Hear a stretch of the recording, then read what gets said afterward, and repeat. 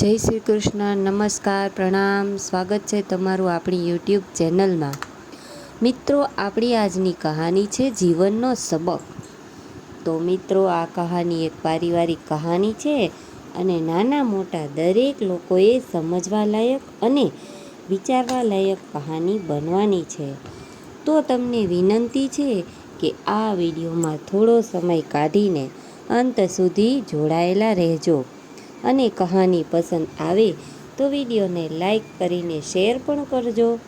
તેમજ તમે આવી અવનવી કહાની સાંભળવા માગતા હોય તો આ ચેનલને સબસ્ક્રાઈબ પણ જરૂરથી કરી દેજો. તથા કોમેન્ટ બોક્સમાં સાચી શ્રદ્ધાથી હર હર મહાદેવ જરૂરથી લખી દેજો, જેથી ભગવાન ભોલેનાથની કૃપા આપણા સૌ પર નિરંતર બની રહે. તો ચાલો મિત્રો, શરૂ કરીએ આજની કહાની. એક પુત્ર. આજે રળિયાતબેન પોતાના એક પુત્ર અને વહુલોના રોજના કંકાસથી નારાજ થઈને પોતાની દીકરી દિવ્યાના ઘરે રહેવા માટે ગયા હતા. મિત્રો, ત્યાં આવીને રળિયાતબેન કામ કરવાના હતા. એમાં તેમનું પહેલું કામ હતું પોતાના પુત્ર અને વહુને પોતાની અસલિયત બતાવવાનું, અને બીજું કામ હતું બીજા કોઈકની અક્કલ ઠેકાણે લઈ આવવાનું. રળિયાતબેનને પોતાની દીકરીના ઘરે રહીને આ બે કામ કરવાના હતા.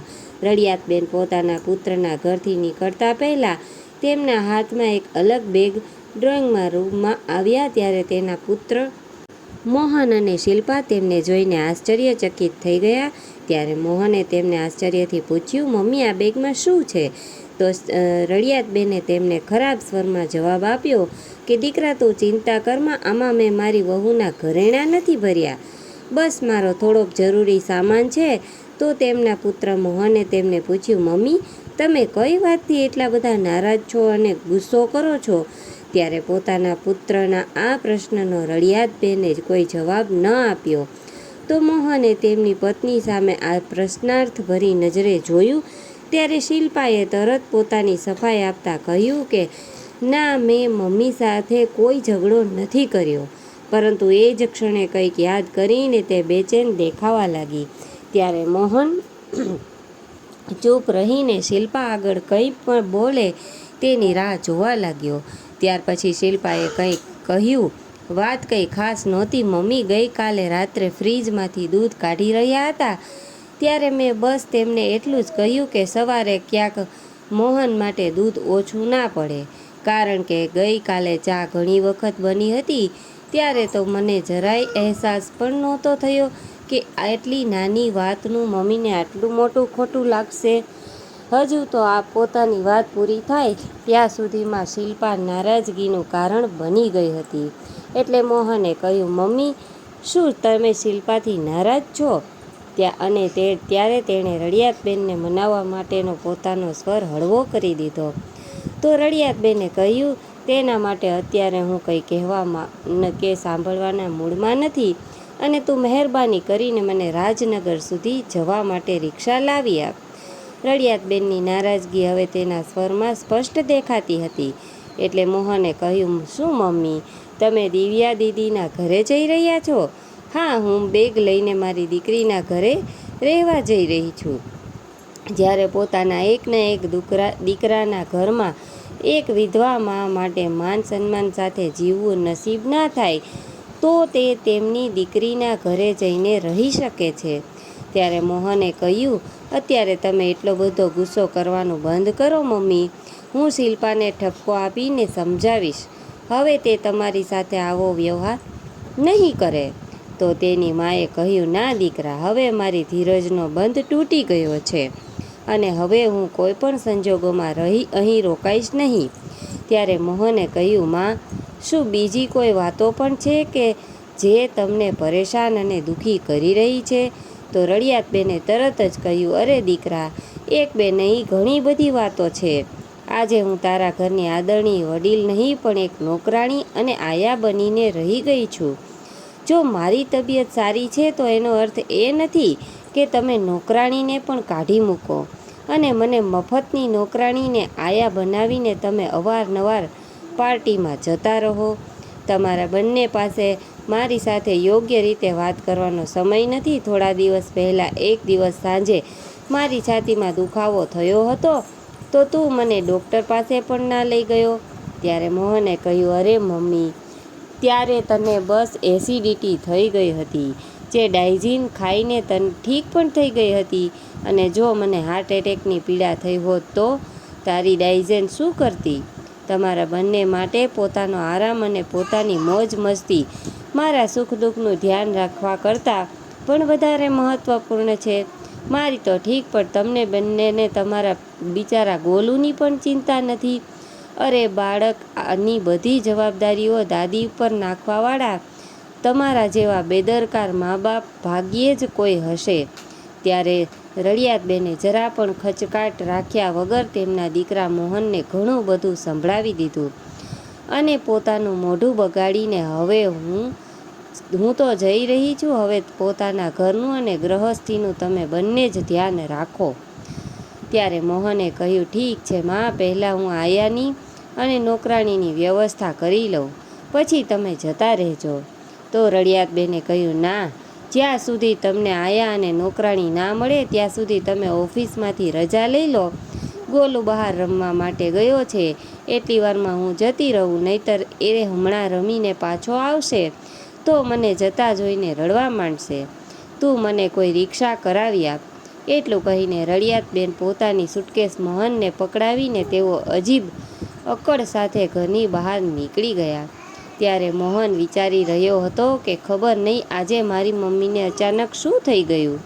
તેને જવાની એટલી જલ્દી છે કે હવે તે કોઈનું કંઈ સાંભળશે પણ નહીં. એવું વિચારતા વિચારતા મોહને સુટકેસ ઉપાડી અને પોતાની માની પાછળ ચાલવા લાગ્યો.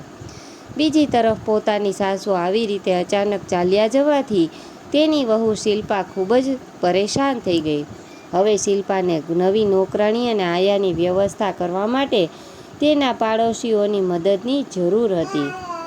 એટલે તે તેઓના ઘરના ફોન નંબરો યાદ કરતા ફોન તરફ આગળ વધી અને લગભગ અડધા કલાક પછી તેના સાસુ પોતાના જમાઈ કાર્તિકના ઘરે પહોંચી ગયા હતા અને આરામથી બેઠા હતા. જ્યારે તેમની દીકરી દિવ્યા અને જમાઈ કાર્તિક દ્વારા પૂછવામાં આવ્યું કે આવી રીતે અચાનક પોતાની સુટકેસ ભરીને આવવાનું કારણ શું છે, તો ત્યારે રળિયાતબેને તેમને માંડીને બધી જ વાતો કહી સંભળાવી, જે થોડીવાર પહેલાં જ પોતાના પુત્ર મોહન અને વહુ શિલ્પાને સંભળાવી હતી. ત્યારે તેમની બધી વાતો સાંભળીને તેમના જમાઈ કાર્તિકે આશ્ચર્ય વ્યક્ત કરતાં કહ્યું, સાસુમાં, તમે ત્યાં ખુશ નથી એનો તમને ક્યારે અહેસાસ પણ ના થયો? ત્યારે રળિયાતબેને કહ્યું, કાર્તિક, પોતાના મનનું દુઃખ જલ્દી કોઈને કહેવાનું એ મારી આદત નથી, પરંતુ જ્યારે પાણી માથા પરથી નીકળી ગયું ત્યારે હું મારી સુટકેસ લઈને એ ઘરમાંથી નીકળી છું. એટલું બોલતા બોલતા તો રળિયાતબેનનું ગળું રૂંધાઈ ગયું. મમ્મી, આ ઘર પણ તમારું જ છે. તમારું મન હોય ત્યાં સુધી તમે અહીંયા રહો. તમે અહીંયા રહેશો તો અમન અને રિયા નાનીનો સાથ મેળવીને ખૂબ જ ખુશ થશે. કાર્તિકે હસીને તેમને પોતાના ઘરમાં રોકાવા માટે નિમંત્રણ આપી દીધું. અહીંયા દીકરીમાં ઘરમાં રોકાવાનું મને ના ગમે, કારણ વગરની વાત ના કર. ત્યારે દિવ્યાએ પ્રેમથી રળિયાતબેનને ઠપકો આપતા કહ્યું કે મમ્મી, હવે પુત્ર અને પુત્રી વચ્ચે ક્યાં કોઈ તફાવત કરવાનો સમય નથી રહ્યો, અને જ્યાં સુધી હું એ નાલાયકને તેની શાન ઠેકાણે ના લાવી દઉં ત્યાં સુધી તું આરામથી અહીંયા રહેજે. બેટી, આરામ કરવાના ચક્કરમાં ફસાઈને તો મેં પોતાની દુર્ગતિ કરાવી છે. હવે હું આરામ નહીં, કામ કરીશ. ત્યારે રળિયાતબેને મક્કમ અવાજે પોતાના મનની ઈચ્છા વ્યક્ત કરી. મમ્મી, આ ઉંમરે તમે શું કામ કરશો? તમે અને કામ કરવાની માગો છો? એટલું કહીને કાર્તિક પરેશાન દેખાવા લાગ્યો. કામ હું એ જ કરીશ જે મને આવડે છે. એટલું કહેતા તો રળિયાતબેન એકદમ ગંભીર બની ગયા. જ્યારે દિવ્યાના પપ્પા આ દુનિયા છોડીને અચાનક જતા રહ્યા હતા ત્યારે આ 8 વર્ષની અને મોહન વર્ષનો હતો. ત્યારે હું મારી સાસરીમાં ના રહી, કારણ કે મારી એક વિધવા તરીકે તે સંયુક્ત કુટુંબમાં નોકરાણી જેવી હેસિયત હતી. ત્યારે મેં મારા પોતાના સ્વાભિમાનને બચાવી રાખવા માટે મારા સાસરિયાનું ઘર છોડી દીધું. ત્યાર પછી હું દિવસે પાપડ બનાવતી અને રાત્રે કપડાની સિલાઈ કરતી. અને આજે ફરી હું સન્માનથી જીવવા માગું છું. હું મારા પુત્રને વહુની સામે હાથ લાંબા નહીં કરું. કાલે સવારે દિવ્યા, તું મને વિનીતા પાસે લઈ જજે. આ વિનીતા કોણ છે? એ જાણવા દિવ્યાએ ઉત્સુકતા દર્શાવી. ત્યારે રળિયાતબેને કહ્યું, તેણે પાપડ બનાવવાનો નાનો ગ્રહ ઉદ્યોગ ટકાવી રાખ્યો છે. તે મને પણ કામ આપશે. જો મારી રહેવાની વ્યવસ્થા પણ તેણે કરી દીધી તો હું ત્યાં નહીં રહું. નહીં મમ્મી, તું અહીં જ રહીશ. દિવ્યાએ તેને પોતાની વાત પૂરી ના કરવા દીધી અને જુસ્સાભર્યા સ્વરમાં કહ્યું, જે ઘરમાં તારો પુત્ર અને વહુ ખૂબ જ સારી રીતે રહે છે, તે ઘર આજે પણ તારા નામે છે. જો કોઈને ઘર છોડવાનું પરિણામ ભોગવવું પડે તો તે તારે નહીં, તેમને ભોગવવું પડે. ત્યારે રળિયાતબેને કહ્યું, તું આટલો ગુસ્સો ના કર દીકરી. જો તે તારા દુઃખ અને દર્દનો થોડો પણ સંકેત એમને આપ્યો હોત તો અત્યાર સુધીમાં મેં મોહન અને શિલ્પાના હોશ ઠેકાણે લાવી દીધા હોત. ના, રહેવા દે દીકરી. હવે હું કામ કરવાનું શરૂ કરીને આત્મનિર્ભર બનીશ તો બધું બરાબર થઈ જશે. મને તારા પર ગર્વ છે માં. રળિયાતબેનને ગળે લગાવીને દિવ્યાએ પોતાના પતિને કહ્યું, મને તે સમય યાદ છે જ્યારે મારી મા પોતાની ખુશી અને શાંતિ ભૂલીને દિવસ રાત મહેનત કરતી હતી અને અમને ભાઈ બહેનને યોગ્ય રીતે ઉછેરીને સક્ષમ બનાવવાનો જુસ્સો હંમેશા તેના મનમાં રહેતો હતો. આજે મોહન બેંક ઓફિસર અને હું પોસ્ટ ગ્રેજ્યુએટ છું તો આ મારી માની મહેનતનું પરિણામ છે. ધિક્કાર છે મોહનને કે જે આજે પોતાની માની યોગ્ય દેખભાળ નથી રાખતો. મારી આ દીકરી પણ ઓછી હિંમતવાન નથી. કાર્તિક, એટલું કહીને રળિયાતબેને સ્નેહથી દિવ્યાના માથા પર હાથ ફેરવ્યો. પાપડ બનાવવામાં મારી પૂરેપૂરી મદદ કરતી હતી અને ભણવામાં હંમેશા આગળ રહે. જો મારો ખરાબ સમય આવ્યો હોત તો આજે એ ચોક્કસ ડૉક્ટર બની હોત. મારી ઢીંગલી, તમે બંને બેસીને વાતો કરો. હું જરા એક બીમાર મિત્રની ખબર પૂછવા જઈ રહ્યો છું. મમ્મી, તમે અહીંયા રહેવામાં સહેજ પણ સંકોચ ના અનુભવો. મોહનને શિલ્પાને હું સમજાવી તો બધું બરાબર થઈ જશે. એટલું કહીને કાર્તિક તેમની વચ્ચેથી ઊભો થઈ અને પોતાના રૂમમાં જતો રહ્યો અને થોડીવાર પછી તે તૈયાર થઈને બહાર જતો રહ્યો. ત્યારે તેના શરીરમાંથી આવતી પરફ્યુમની સુગંધને દિવ્યાએ તો નહીં પરંતુ રળિયાતબેને જરૂર નોંધ લીધી. કયો મિત્ર બીમાર છે? કાર્તિકનો રળિયાતબેને ત્યારે પોતાના સ્વરમાં સામાન્ય રાખી અને દિવ્યાને પૂછ્યું. ત્યારે દિવ્યાએ હળવા સ્વરમાં જવાબ આપ્યો, મને ખબર નથી. ત્યારે રળિયાતબેને કહ્યું, બેટી, પતિના મિત્રો અને તેની ઓફિસની ગતિવિધિઓની જાણકારી દરેક સમજદાર પત્નીએ રાખવી જોઈએ. માં, 2 બાળકો સંભાળવામાં હું એટલી વ્યસ્ત છું કે મારી પાસે આ વાતો માટે સમય નથી વધતો. પોતાના માટે સમય કાઢીને સારી એવી તૈયાર થવાનું થોડું રાખ. સમય આવે ખુશ કરવામાં લાગીશ તો તેને સારું લાગશે. હું જેવી છું તેમને એવી ખૂબ પસંદ છું. માં, તું મારી ચિંતા ના કર અને મને એ જણાવ કે કાલે સવારે તું ખરેખર વનિતા આંટી પાસે કામ માગવા જઈશ. ત્યારે પોતાની આંખોમાં ચિંતાનો ભાવ લાવીને દિવ્યાએ વાત ફેરવી નાખી. ત્યારે રળિયાતબેન પણ કામ પર જવા માટેના ફેસલા ઉપર અડગ રહ્યા. ત્યારે તેમના આ ફેસલાને દિવ્યાએ આવકાર્યો હતો. હવે જ્યારે બધા જમીને બેઠા હતા ત્યારે મોહન અને શિલ્પા રળિયાતબેન સાથે ફોન પર વાત કરવા માગતા હતા પરંતુ તે તૈયાર ના થયા. ત્યારે દિવ્યાએ મોહન અને શિલ્પાને ખૂબ જ ઠપકો આપ્યો. ત્યારે મોહન અને શિલ્પાએ ઠપકો ચૂપચાપ સાંભળી રહી અને સાંભળો પણ મોહને એટલું જ કહ્યું કે જો માએ મને પહેલાં ક્યારેય ફરિયાદનો એક પણ શબ્દ મોઢામાંથી ઉચ્ચાર્યો હોત તો હું ચોક્કસપણે પગલાં લેત. મને સપનું તો નહોતું આવવાનું કે અમારા ઘરમાં દુઃખ અને પરેશાની સાથે એ રહે છે. તેને ઘર છોડતા પહેલાં અમારી સાથે વાત કરવી જોઈતી હતી. ત્યારે દિવ્યાએ આ અંગે તેમની પૂછપરછ કરી તો તેઓ ઊંઘ આવી રહી છે એવું કહીને સૂવા જતા રહ્યા. તેમના સૂવાની વ્યવસ્થા અમન અને રિયાના રૂમમાં કરવામાં આવી હતી. તે બંને બાળકોએ પહેલાં તેની નાની પાસેથી એક વાર્તા સાંભળી અને પછી તેમને વળગીને સૂઈ ગયા. ત્યારે રળિયાતબેનને ગોલું ખૂબ જ યાદ આવી ગયો હતો. આ કારણે બહુ તેમને બહુ મોડા ઊંઘ આવી ન હતી. આવી બીજા દિવસે બાળકોને શાળાએ અને કાર્તિકને ઓફિસે મોકલ્યા પછી દિવ્યા તેની મા સાથે વનિતા આંટીને મળવા તેના ઘરે ગઈ. વનિતા આંટીનો ગૃહ ઉદ્યોગ ખૂબ જ સારો ચાલતો હતો. ઘરના પહેલા માળે બનેલા મહેલમાં મોટા હોલમાં 15થી 20 મહિલાઓ ઘણા પાપડ બનાવવાના કામમાં વ્યસ્ત હતી. ત્યારે તેઓ રળિયાતબેનને આવેલા જોઈને ખૂબ જ પ્રેમથી મળ્યા અને પછી તેમને જૂના સમયની યાદો તાજી કરી. ચા નાસ્તો કર્યા પછી જ્યારે રળિયાતબેને તેમને તેમનો આવવાનો હેતુ જણાવ્યો તો પહેલાં તે આશ્ચર્યમાં પડી ગયા. પછી ઊંડો શ્વાસ લઈને સ્માઇલ કરવા લાગ્યા અને બોલ્યા, જો તારું મન થાય તો પોતાની સમસ્યા વિશે વાત કરીને પોતાના મનને ચોક્કસ હળવું કરી લેજે. રળિયાત, ત્યારે ખૂબ જ મારો સહારો. આજે ફરીથી તારો સાથ મેળવીને હું ખૂબ ખુશ છું. જો તું અહીંયા આવીશ તો મારો જમણો હાથ બનીશ. જો તું ઈચ્છે છે તો આજથી જ કામ સંભાળવામાં મને મદદ કર. પોતાની બહેનપણીની આ વાત સાંભળી ત્યારે રળિયાતબેનની આંખો એક ક્ષણ માટે ભીની થઈ ગઈ અને દિવ્યાએ વર્ષો પછી ફરીથી પાપડ બનાવવાનું કામ કર્યું. તે બંનેની કુશળતા ટૂંક સમયમાં પાછી આવી ગઈ. ખૂબ જ મજા આવી રહી હતી. બંને કામ કરતાં ક્યારે બપોરનો સમય થઈ ગયો તેની ખબર જ ના પડી. ત્યારે દિવ્યાએ ઘરે પાછી આવી ગઈ કારણ કે તેના બાળકોનો સ્કૂલમાંથી પાછા આવવાનો સમય થઈ રહ્યો હતો. રળિયાતબેનને વનિતા આંટીએ પોતાની સાથે ખાવાનું ખવડાવ્યું. પછી રળિયાતબેન સાંજે જ્યારે ઘરે પાછા આવ્યા ત્યારે ખૂબ જ ખુશ હતા. તેમણે તે દિવસના તેમના અનુભવ કાર્તિકને ખૂબ જ ઉત્સાહથી સંભળાવ્યા. રાત્રે લગભગ 8 વાગ્યાની આસપાસ મોહન અને શિલ્પા ગોલુને પોતાની સાથે લઈને ત્યાં આવી પહોંચ્યા. ત્યારે તેમને આવેલા જોઈને દિવ્યાનો ગુસ્સો 7મા આસમાને પહોંચી ગયો. ત્યારે ખૂબ જ મુશ્કેલીથી કાર્તિક અને રળિયાતબેન તેમનો ગુસ્સો શાંત કરી શક્યા. ચૂપ થતાં પણ દિવ્યાએ તેના ભાઈ ભાભીને ખૂબ જ ખરું ખોટું સંભળાવી દીધું હતું.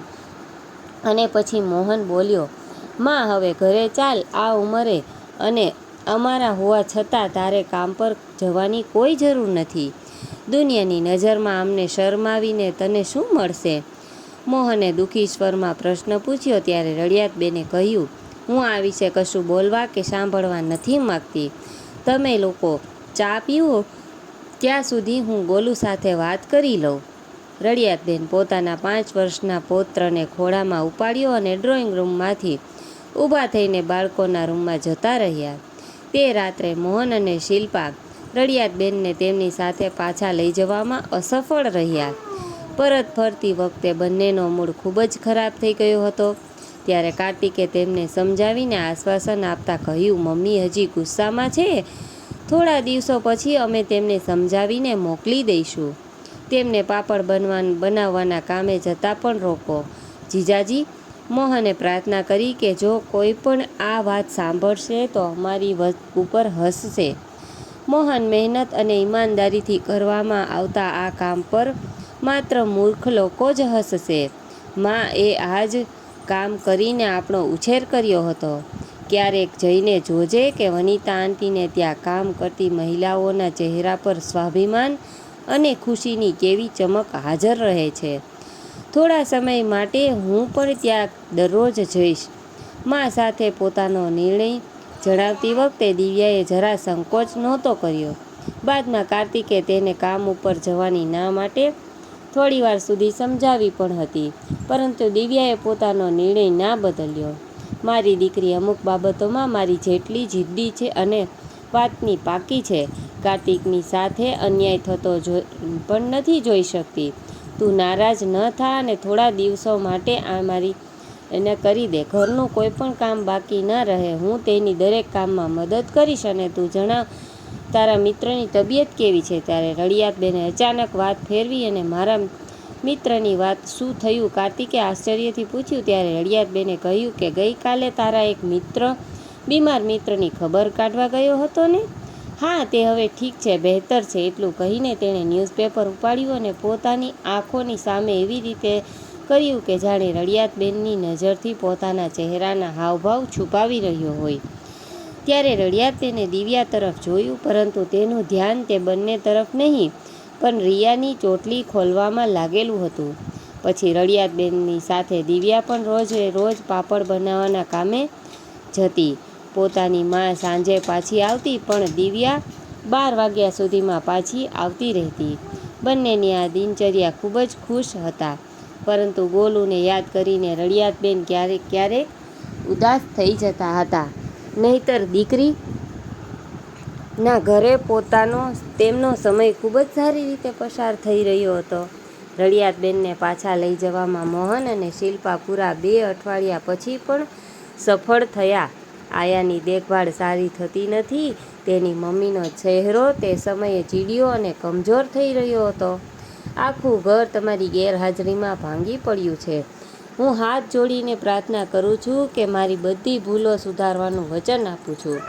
બસ હવે કૃપા કરીને તમે ઘરે ચાલો પ્લીઝ.